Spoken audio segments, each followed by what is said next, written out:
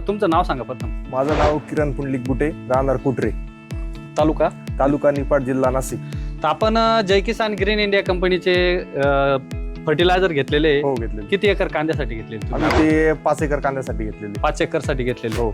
कांदा पिकाला घेतल्यानंतर आता तुम्ही जे हे घेतलेलं आहे बलवान कॉम्बी घेतलेलं आहे, कॉम्बी. त्याच्यानंतर बॅक्टेरिया किट घेतलेलं त्यांनी आणि कांदा पिकासाठी फसल बुस्टर घेतलेले दांडे बनण्यासाठी. तर आता हा जो तुम्ही प्लॉट आहे डॉगरेज आहे, हा कुठली व्हरायटी? ही R36 R36.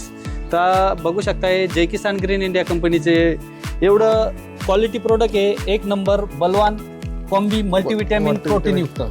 तर बघू शकताय तुम्ही हे मल्टीविटॅमिन प्रोटीन युक्त बलवान कॉम्बी आहे. त्याच्यामध्ये सर्व प्रकारचे विटॅमिन्स आहेत. त्याच्यानंतर मायक्रोराइज आहे, ह्युमिक अमिनो, फुलविक, सीवीड आणि ही क्वालिटी बघू शकता तुम्ही. हे एक नंबर क्वालिटी आहे आणि टेक्निकल टाकलेलं आहे.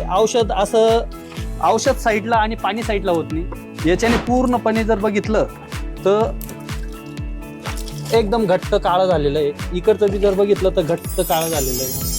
द्राक्ष बागेसाठी दिलेलं आहे, त्याच्यासाठी बॅक्टेरिया किट दिलेलं आहे, जमिनीतील घातक बुरशी कमी करून अपटेक वाढवण्यासाठी.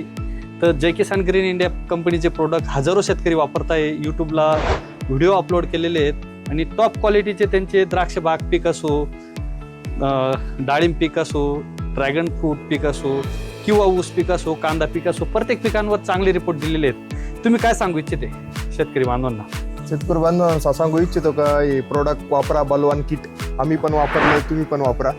आणि कांदे कसे आहेत तुमचे आता?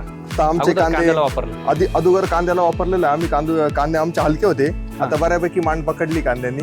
वापरून आम्हाला 15 दिवस झालेले.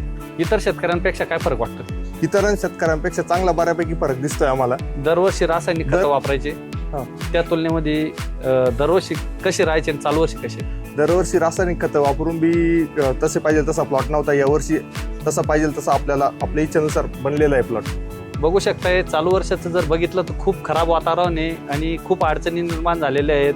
कांदा पिकासाठी करप्याचा प्रादुर्भाव जास्त प्रमाणात आहे आणि 5 एकरसाठी बायोलॉजिकल बेसल डोस किट त्यांनी वापरल्यानंतर आता डॉगरेज पिकासाठी द्राक्षासाठी त्यांना आता मी बॅक्टेरिया किट आणि बलवान कॉम्बी मल्टीविटॅमिन प्रोटीन दिलेलं आहे आता. धन्यवाद.